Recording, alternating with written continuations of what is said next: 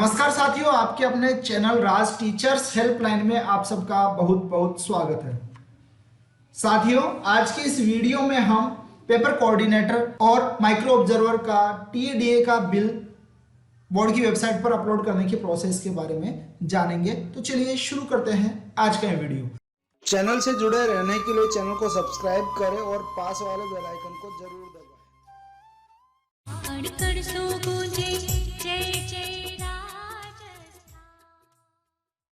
साथियों, वीडियो शुरू करने से पहले मेरी आपसे रिक्वेस्ट है कि अगर अभी तक आपने हमारे चैनल को सब्सक्राइब नहीं किया है तो चैनल को सब्सक्राइब करके बेल आइकन को दबाकर नोटिफिकेशन जरूर ऑन कर ले, ताकि हमारे आगे आने वाले वीडियोज की जानकारी आपको सबसे पहले मिल सके। तो चलिए वीडियो में आगे बढ़ते हैं। साथियों, पेपर कोऑर्डिनेटर और माइक्रो ऑब्जर्वर का टीएडीए का बिल अपलोड करने के लिए हमें चलना होगा बोर्ड की वेबसाइट पर। तो चलिए बोर्ड की वेबसाइट पर चलते हैं। राजस्थान बोर्ड एग्जाम में पेपर कोऑर्डिनेटर और माइक्रो ऑब्जर्वर की ड्यूटी का बिल बनाने के लिए सबसे पहले आपको अपने मोबाइल या कंप्यूटर में गूगल क्रोम में आकर गूगल का सर्च बॉक्स खोल लेना है और यहाँ पर आकर आपको सर्च करना है राज एजू बोर्ड। इसके बाद जो फर्स्ट लिंक आता है BSER का, इस पर क्लिक कर देना है। इसके बाद यहाँ पर आपको राइट साइड में अकाउंट सेक्शन मिलेगा, इस पर क्लिक कर देना है। अब यहाँ पर आपको या तो पेपर कोऑर्डिनेटर और माइक्रो ऑब्जर्वर से रिलेटेड बिल की डिटेल यहाँ मिल जाती है, ऑप्शन मिल जाता है। अदरवाइज यहाँ पर जिस सेशन का आप बिल बना रहे हो, जिस ईयर का आप बिल बना रहे हो, वो लिखा हुआ मिलेगा। तो जैसे अभी हम 2023 का बिल बनाएंगे तो यहाँ पर हम 2023 वाले ऑप्शन पर क्लिक कर देंगे। जैसे 2023 वाले ऑप्शन पर आप क्लिक करते हैं, यहाँ पर जो बिल आप बनाने वाले हैं उनकी डिटेल्स आ जाएगी। तो यहाँ पर आपको मिल जाएगा micro observer oblique paper coordinator oblique centre observer bill entry 2023। आप जिस भी साल का बनाएंगे वहाँ पर आपको साल लिखा हुआ मिलेगा। इसके बाद आप यहाँ पर आकर क्लिक कर दें। क्लिक करने के बाद में आपको यूजर आईडी और पासवर्ड डालने होंगे। यूजर आईडी और पासवर्ड आपके मोबाइल पर डीओ कार्यालय द्वारा भेजे गए होंगे, तो आप उन पासवर्ड्स को और यूजर आईडी को डाल दें। यूजर आईडी तो डीओ कार्यालय द्वारा भेजा जाता है और पासवर्ड बाय डिफॉल्ट आपका मोबाइल नंबर होता है। तो चलिए हम यहाँ पर अपने यूजर आईडी और पासवर्ड डाल देते हैं। यूजर आईडी और पासवर्ड डालने के बाद में अब हम यहाँ पर लॉगिन पर क्लिक करेंगे। इसके बाद डीओ कार्यालय द्वारा आपके पेपर कोऑर्डिनेटर और माइक्रो ऑब्जर्वर की जो बिल एंट्रीज की हुई होगी वो यहाँ पर आपको मिल जाएगी। इनमें कुछ चीज़ें एडिटेबल हैं और कुछ चीज़ें नॉन एडिटेबल हैं। तो यहाँ चलेंगे हम, तो 1 बाय 1 इनको चेक करेंगे। तो सबसे पहले आपका यूजर आईडी शो हो रहा होगा, इसके बाद सेंटर कोड शो हो रहा होगा, जिस सेंटर कोड पर आपने ड्यूटी करी है। अगर आपकी एक से ज़्यादा सेंटर्स पर ड्यूटी लगती है तो उस केस में आपको जो सबसे ज़्यादा दूर वाला सेंटर होता है उसकी डिटेल्स आपको यहाँ पर डालनी है।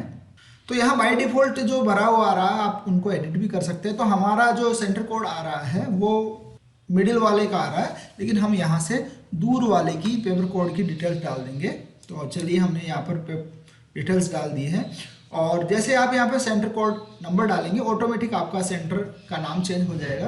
अगला ऑप्शन है डेजिग्नेशन का। यहाँ पर 4 ऑप्शंस आपको दिखाई पड़ रहे हैं, micro observer plus paper coordinator only, micro observer only या सेंटर ऑब्जर्वर ओनली। मेरी duty micro observer plus paper coordinator पर लगी थी, तो हम यहाँ पहला वाला ऑप्शन सेलेक्ट करेंगे।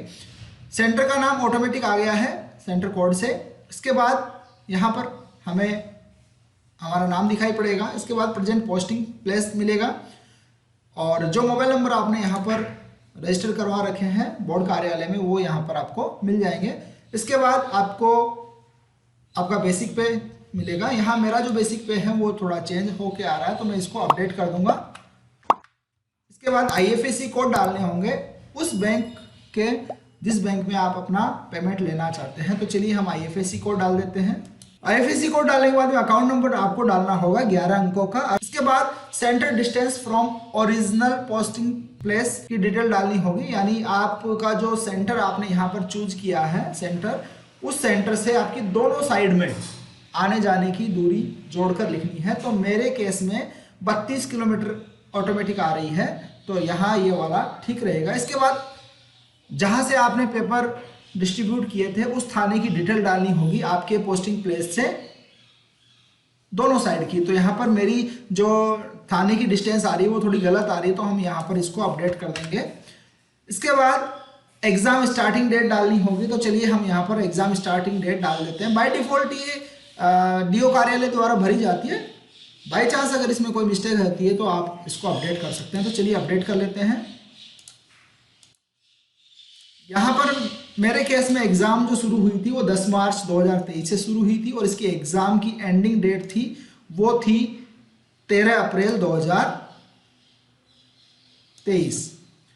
तो एग्जाम डेट हमने अपडेट कर दी है। इसके बाद एग्जाम पीरियड की अगर हम बात करते हैं तो यहाँ पर टोटल टाइमिंग आ गई है।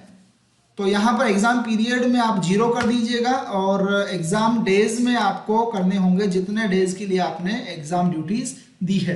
तो यहाँ पर मेरे केस में ये 18 दिन हो रहे हैं। तो चलिए हम यहाँ पर एग्जाम डेज को 18 डेज कर देते हैं। जैसे आप एग्जाम डेज 18 करते हैं तो यहाँ पर लोकल कन्वेंस और मानदेय ये ऑटोमेटिक ले लेता है। मानदेय की बात करते हैं तो 90 रुपये पर डे के हिसाब से है और अगर हम बात करें लोकल कन्वेंस की तो 70 रुपये पर डे के हिसाब से पेपर कोऑर्डिनेटर को मिलते हैं। इसके बाद आगे आ जाइए। अगले ऑप्शन में डिटेल्स अबाउट ड्यूटीज लिखनी है। डिटेल्स में paper coordinator and micro observer duty लिखें और साथ में उन परीक्षा सेंटर्स की डिटेल लिखें जिन परीक्षा सेंटर में आपने एग्जाम करवाई है या जिन एग्जाम सेंटर्स पर आपकी ड्यूटी लगी है। तो चलिए हम यहाँ पर वो डिटेल्स डाल लेते हैं। इसके बाद यहाँ पर आकर आपको आपके कैंसिल चेक की फोटो अपलोड करनी होगी। ध्यान रखें आपको जो फोटो अपलोड करनी है वो जेपीजी फॉर्मेट में होनी चाहिए और 100 KB से ज़्यादा नहीं होनी चाहिए। मैंने अपना कैंसिल चेक अपलोड कर दिया है, आप भी अपना कैंसिल चेक अपलोड कर लें। यहाँ पर लास्ट में एक निर्देश दिया हुआ है, इसको आप पढ़कर देख लें।